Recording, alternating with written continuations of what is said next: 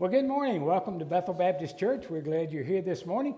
For those of you joining us on YouTube today, we welcome you. We're glad you're here.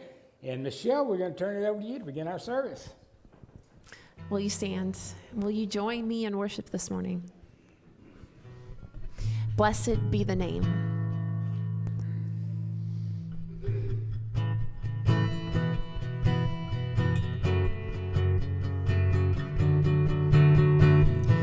Blessed be your name in the land that is plentiful, where streams of abundance flow. Blessed be your name.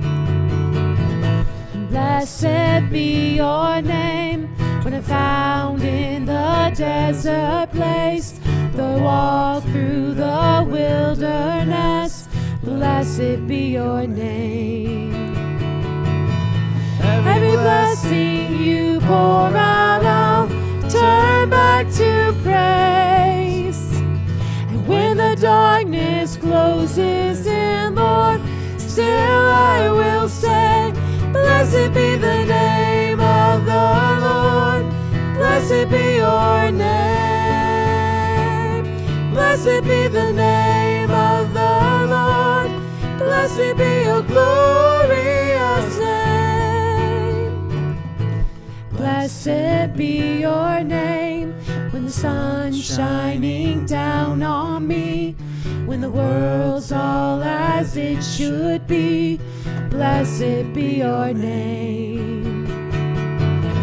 And blessed be your name on the road marked with suffering, though there's pain in the offering. Blessed be your name. Every blessing you pour out, I'll turn back to praise. And when the darkness closes in, Lord, still I will say, blessed be the name of the Lord. Blessed be your name. Blessed be the name of the Lord. Blessed be your glorious name. You give and take away. You give and take away. My heart will choose to say, Lord, blessed be your name. Every blessing you pour out, I'll turn back to praise. And when the darkness closes in, Lord, still I will say, blessed be the name of the Lord. Blessed be your name. Blessed be the name of the Lord. Blessed be your glorious name. Blessed be the name of the Lord. Blessed be your name. Blessed be the name of the Lord. Blessed be your glorious name.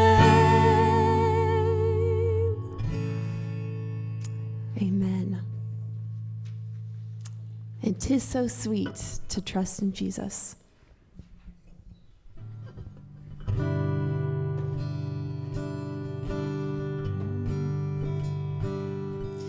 'Tis so sweet to trust in Jesus, just to take him at his word, just to rest upon his promise, just to know thus saith the Lord.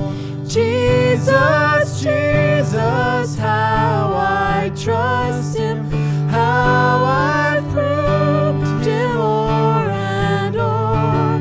Jesus, Jesus, precious Jesus, oh, for grace to trust him more.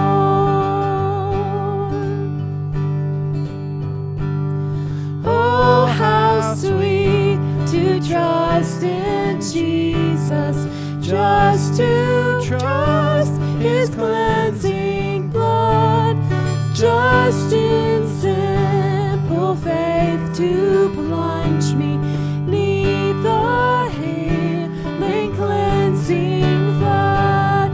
Jesus, Jesus, how I trust him, how I proved him o'er and o'er. Jesus, Jesus, precious Jesus, oh, for grace to trust him more.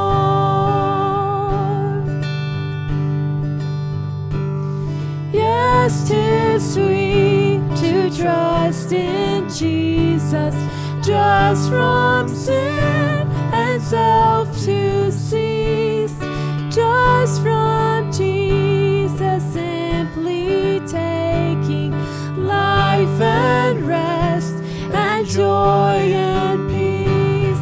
Jesus, Jesus, how I trust him, oh, I've proved him o'er and o'er. Jesus, Jesus, precious Jesus, oh, for grace to trust him more.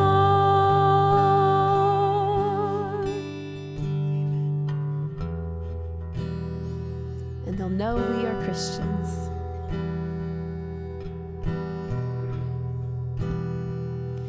We are one in the Spirit, we are one in the Lord. We are one in the Spirit, we are one in the Lord. And we pray that our unity will one day be restored. And they'll know we are Christians by our love, by our love. Yes, they'll know we are Christians by our love.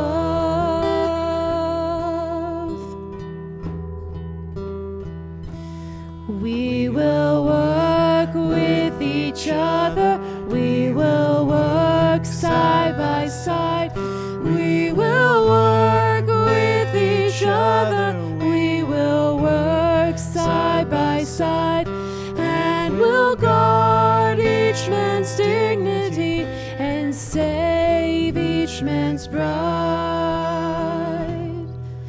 And they'll know we are Christians by our love, by our love. Yes, they'll know we are Christians by our love.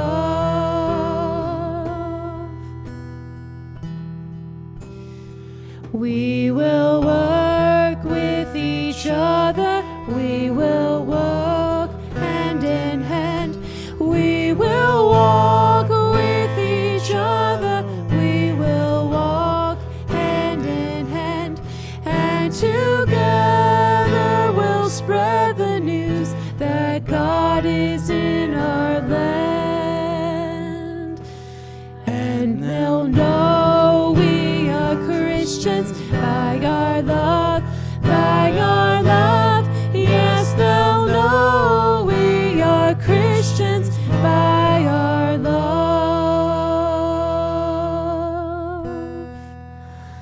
Let us pray together.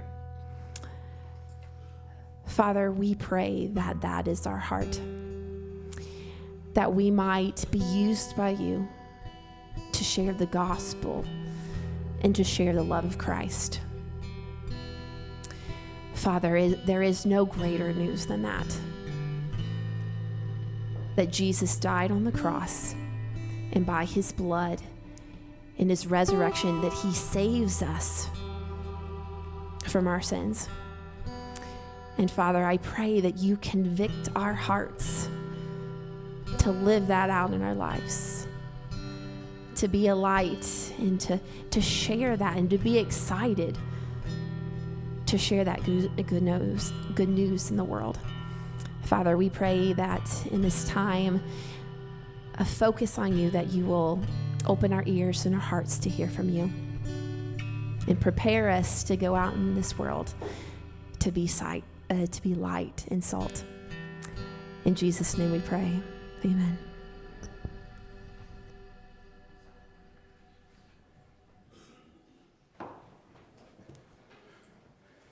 Children's Church.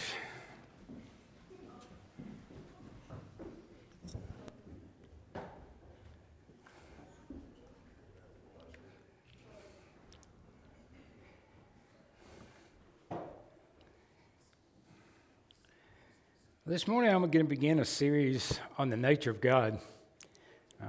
It's going to be quite a few Sundays since this first message I've already divided, so it'll be at least two. So there are a number of others, but that's what we're going to talk about over the coming weeks. The jumping off point this morning is from Genesis 1:1. The part I want to focus on is just the first half of that verse. In the beginning, God. Genesis 1:1, of course, continues and said, God created the heavens and earth, but I want to talk about the nature of God. I feel it's important that we understand the God I'm preaching about, and we'll move from this into the Holy Spirit and into Jesus, see how all that connects as we go through this. But the Scripture begins with simply a statement of fact. In the beginning, God. There's no explanation. There's no attempt to answer the many questions that we might have about God, such as who is God? Where did he get here? How is he here? How do we know? All those things. Simply a statement that God is there in the beginning. It declares his existence. But what we know from reading Scripture, that God wants us to know more than that. He wants us to know him personally. And so through the pages of the Bible, he has chosen to reveal himself to us. He does that through the commandments, through the creation, through his interaction with the creation. And in all those interactions, he reveals his essential nature, his attributes, or his inherent characteristics. Those attributes are classified in a number of different ways. We're not going to go into all those, but moral and non-moral, absolute, relative, those kind of things. But they're simply ways, and as we'll see here, they're ways for human beings with finite understanding to understand God's revelation and understand the infinite God himself. There are things that, as Christians, we need to be aware of or somewhat familiar with when we talk about God, when we talk about worshiping God, when we talk about all these things. We need to have some sort of idea of what we're saying to people. Dr. A.H. Strong says these distinguishing characteristics of the divine nature are inseparable from the idea of God, and they constitute the basis or the grounds for his various manifestations or appearances to creation. They are characteristics that help us understand God. And over the next few weeks, we're going to try to grasp those things and see what it is when we talk about God. We're going to begin today with there's four characteristics we're going to start with. We're going to look at two of them today. The first is God is spirit. John 4:24. God is spirit. Those who worship him must worship in spirit and truth. Now you notice in John 4:24 there's no article. It doesn't say God is a spirit as one among many. It simply says God is spirit. What does that mean? It means that God is not a material being like we are.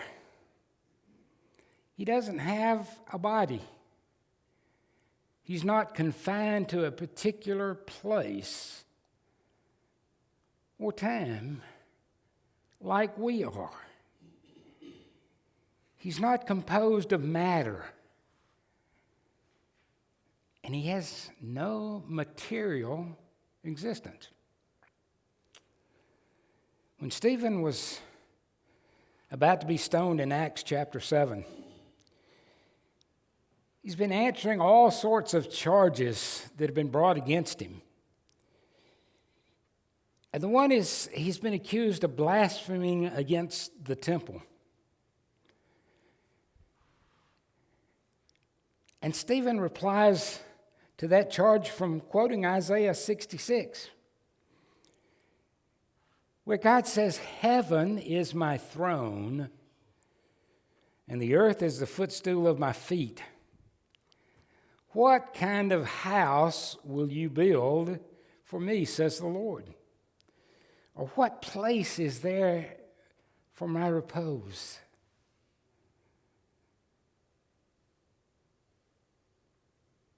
All those accusations, and they say, God is in the temple. That's where God's place is. If you speak against the temple, you're speaking against God Himself. And Stephen is simply reminding them that God wasn't the one who wanted a temple, they did.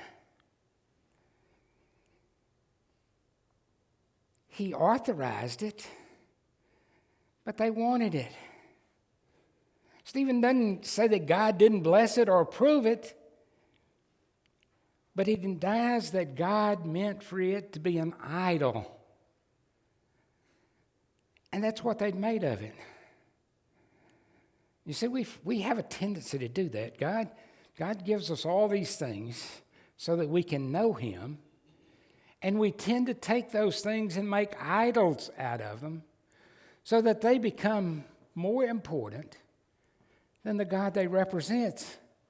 And that's what had become here. They had confined God to a particular place, and that place became the place where you worshiped God, the place where God was.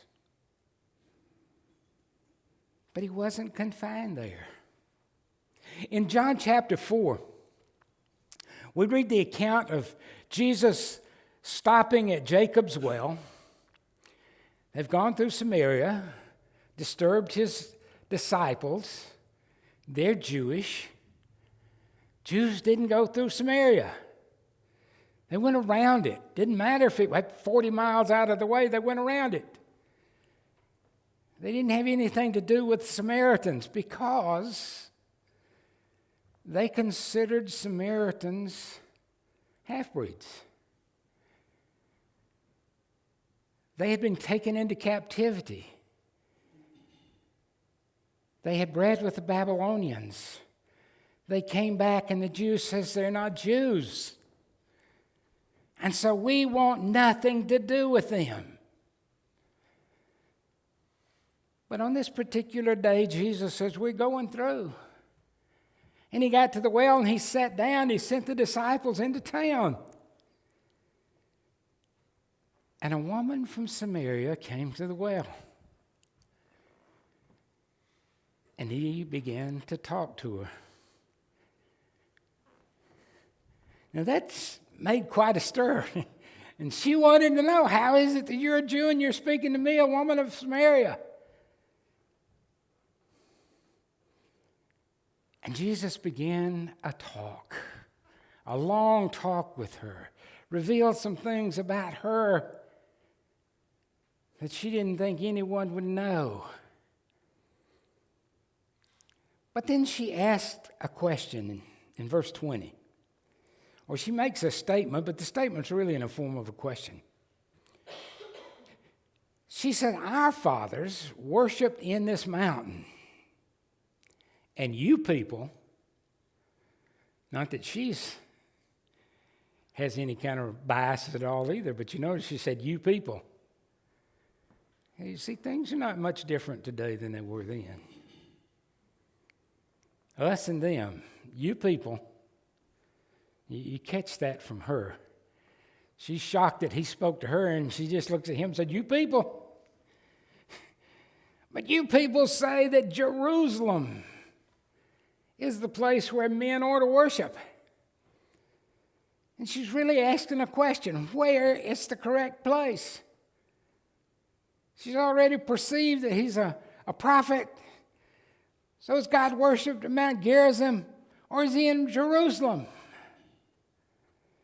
And Jesus responded to her, and his answer was not just about where to worship, but how to worship. Verse 23, he said, an hour is coming, and now is, when the true worshipers shall worship the Father in spirit and in truth. For such people the Father seeks to be his worshipers. He didn't mention going to Jerusalem or Gerizim. He mentioned worshiping God in spirit and in truth. And the reason is because God is spirit. That's important. God isn't confined to a particular place. Not in Samaria, not in Jerusalem, not at Bethel Baptist Church. That's not to say these places are not important.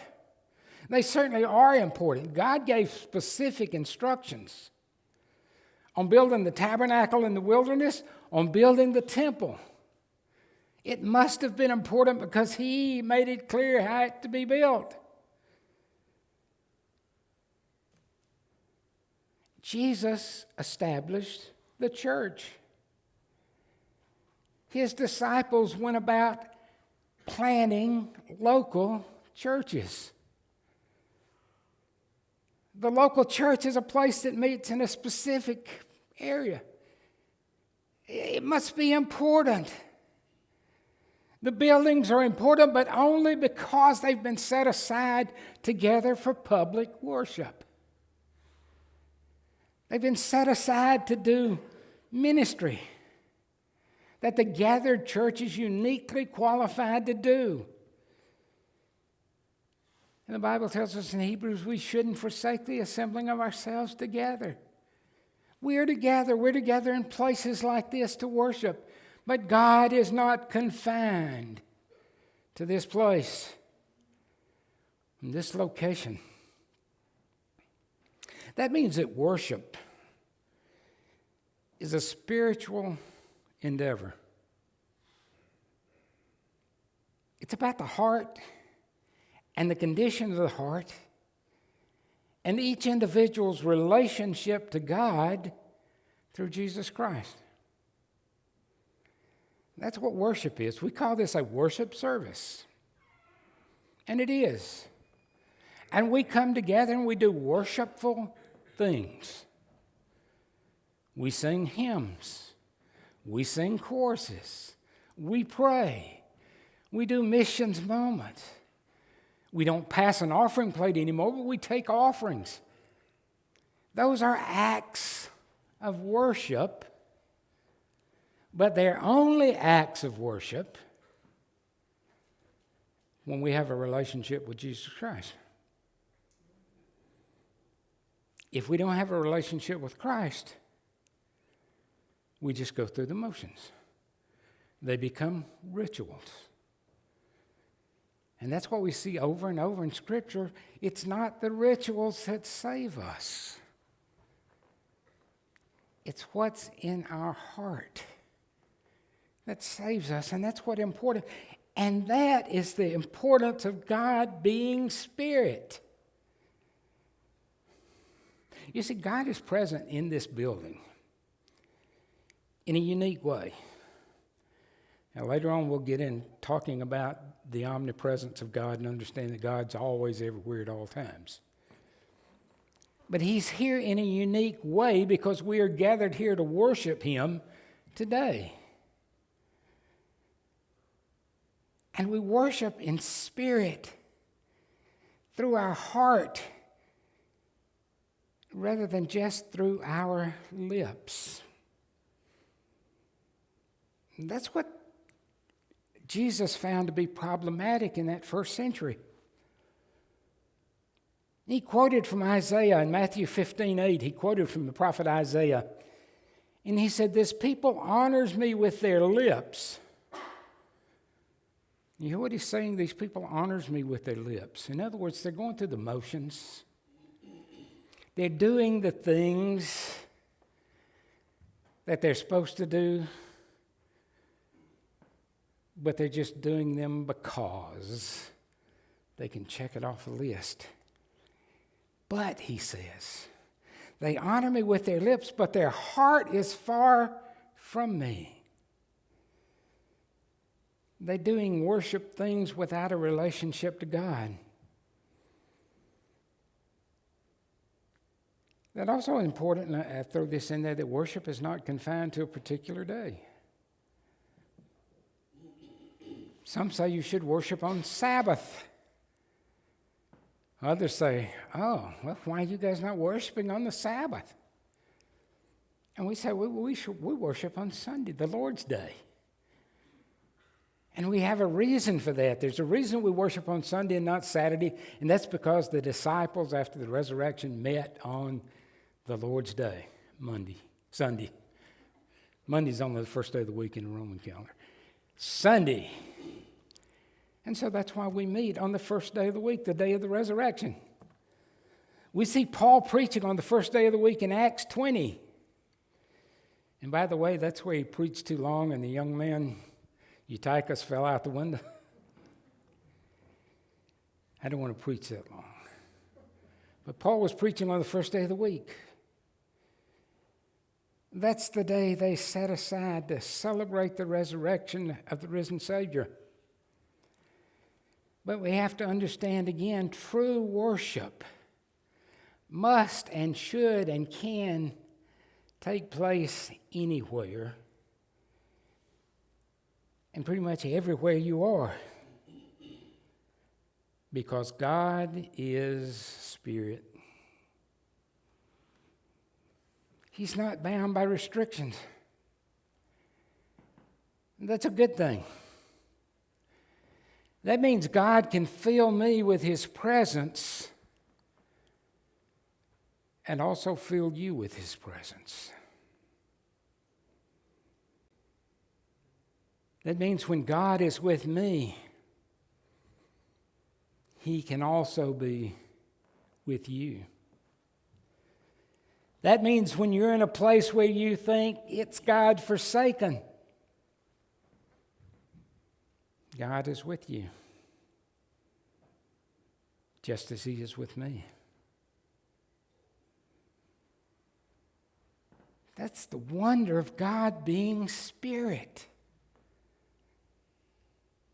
All believers, wherever they might be in the world today, are in the presence of God and filled with the presence of God because He is Spirit. That's kind of hard for us to get our minds around.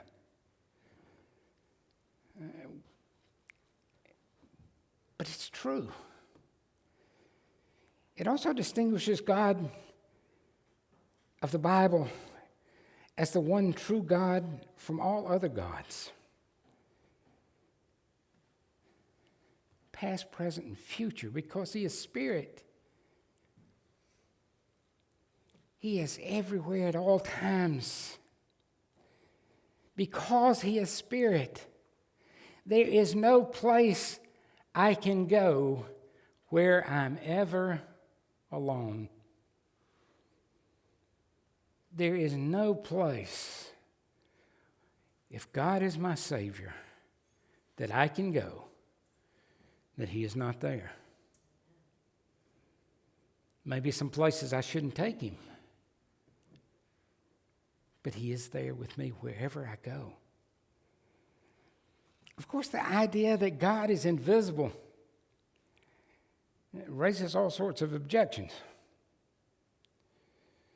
Philosophically, unbelievers say if you can't see God, then God does not exist. For something to be real, it has to be visible. It has to be verifiable. I have to be able to use one of my 5 senses to prove it's true. If it's not, then it's not real. So I hope none of you quit breathing right now. Except on a sunny day when you look, you can't see the air you breathe. Sometimes you can when it's smoggy. But understand, just because we can't see it doesn't make it any less real. And God is real, and God is spirit. But he balances that out as he's revealing himself to us. He balances it out with his personhood. God is person. He has personhood. Now, what does that mean? How do we define a person? Well, someone is a person because they have a physical body and a physical existence. In terms of humanity, someone is considered a person philosophically, scientifically, because they possess the powers of self-consciousness, self-awareness, the self-determination. But you understand those self-awareness things create some kind of issues in defining a person. Now, the late Southern Baptist theologian W.T. Conner also added to that a person is a being with a moral consciousness. And he believed the other two characteristics are incomplete without a moral consciousness. And so a person is a being that can think and feel and love and act with volition and choice. And yet we still have some issues with what a person is.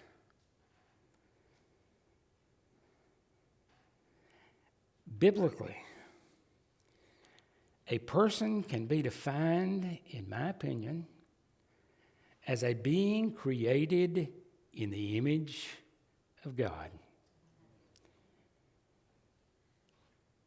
A person who has a soul or spirit uniquely created in God's image, and that implies we are endowed with personhood from conception.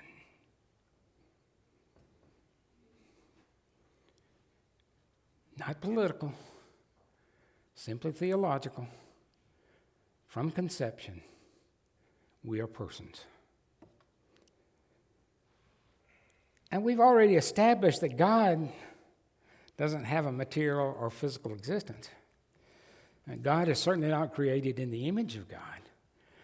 So how do we describe God's personhood? What does it mean when we say that? Certainly it's unique and distinct from that of creation. But in fact, God is the only being who has perfect and complete self-consciousness, self-awareness, self-determination, and perfect moral consciousness. And he reveals that to us in several ways in Scripture. First of all, and these are ways that God who is Spirit, wants us to know him and helps us to know what he's like and who he is. And the first is that throughout Scripture, God is spoken of in anthropomorphic terms. Big word. Anywhere he spoke of as a person. Terms that define him with human characteristics for our understanding. God has eyes to see. He has hands to touch. He has ears to hear. And so on like that, to tell us that he is personal. These are all ways the invisible God makes himself known and understood in visible ways. For example, in Genesis 3:8, it tells us God was walking in the garden. In 11:5, it tells us that he came down to see what was going on in Babel.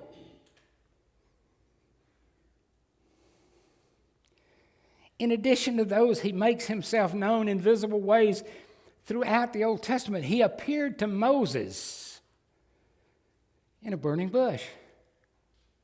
With an audible voice, he spoke to Moses. A theological term to describe that is theophany. A manifest presence of God either visible or audible.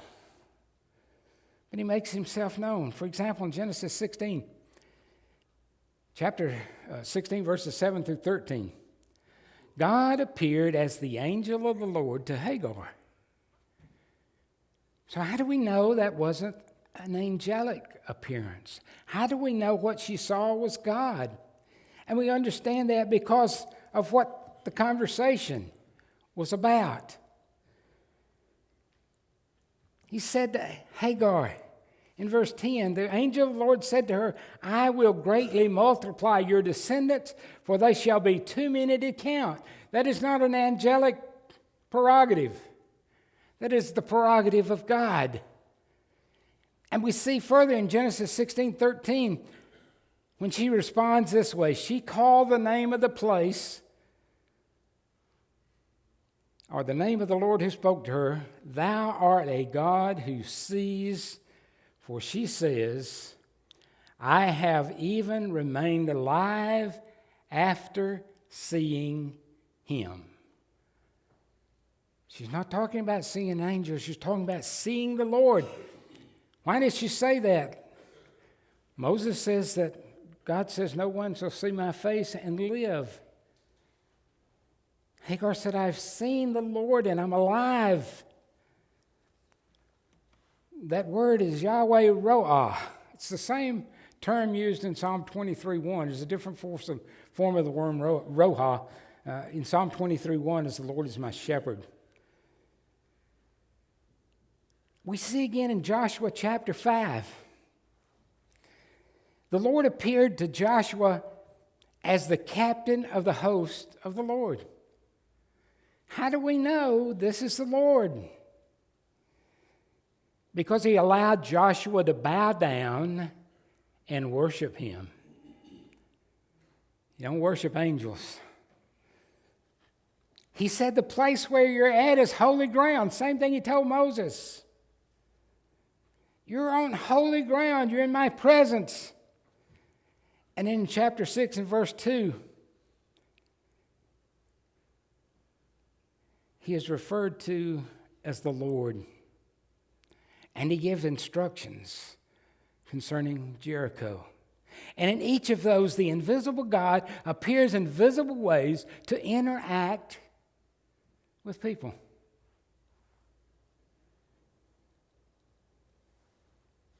So he has personhood.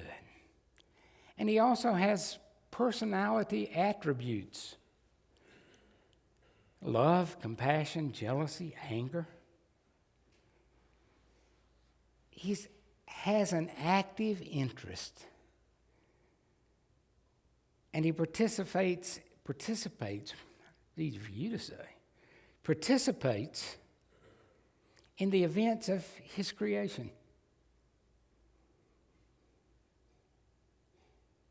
Through these personality attributes. The entirety of the Old Testament reveals that God has a personal interest and concern and involvement with the nation of Israel. That continues into the New Testament in the incarnation. What did we say earlier? In the beginning, God. What did John say? In the beginning, the Word was with God, the Word was God. He was with God there. But he also reveals himself to us through his names.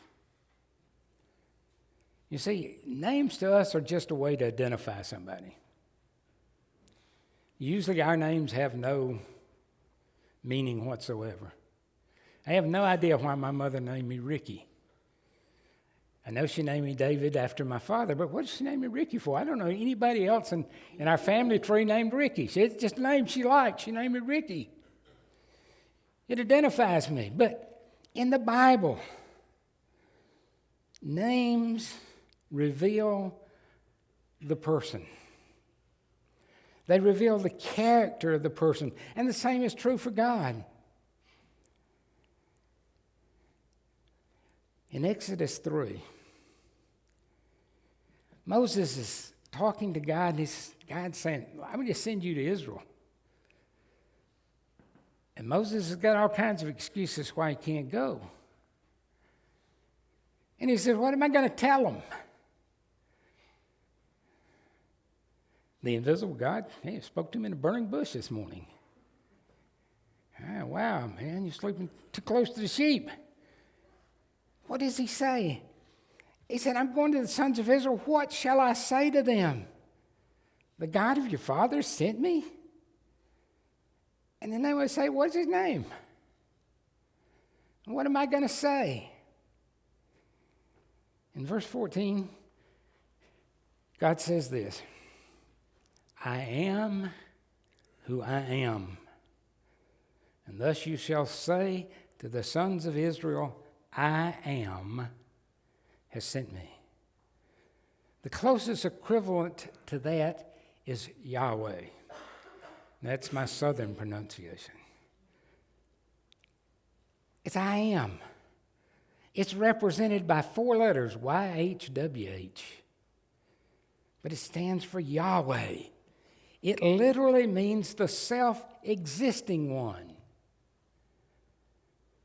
I am who I have always been and always will be. We've Anglicized that, that's the way I say that, and we use the word Jehovah.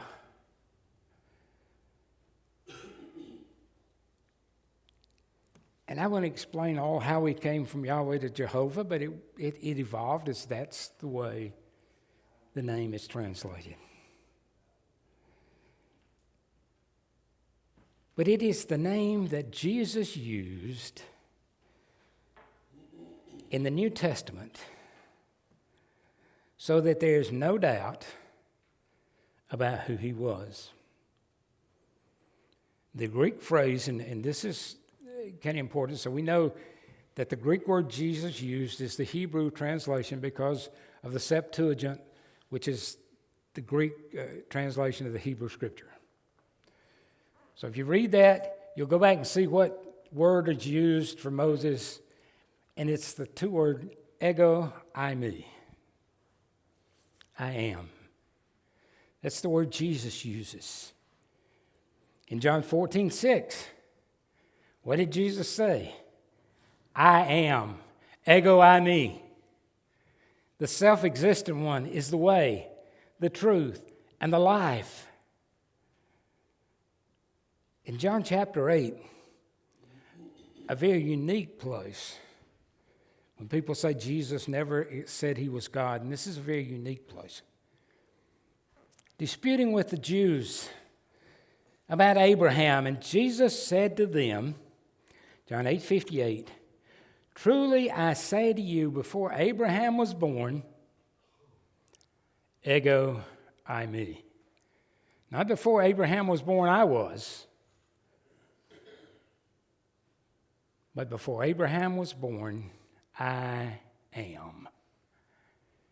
Clear, no doubt amongst those who were hearing him what Jesus was saying.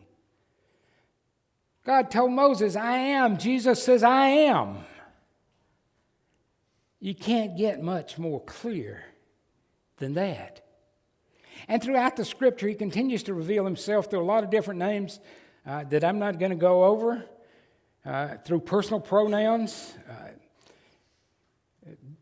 When the angel spoke to Joseph, he said, you will bear a son, and you shall call his name Jesus, for it is he who will save his people from their sins. Where the wise men said, where is he who has been born King of the Jews? We saw his star, and we've come to worship him. In Scripture, God is revealed as both Father and Son, always expressing his personhood, and that's important because his personhood balances his spiritual nature.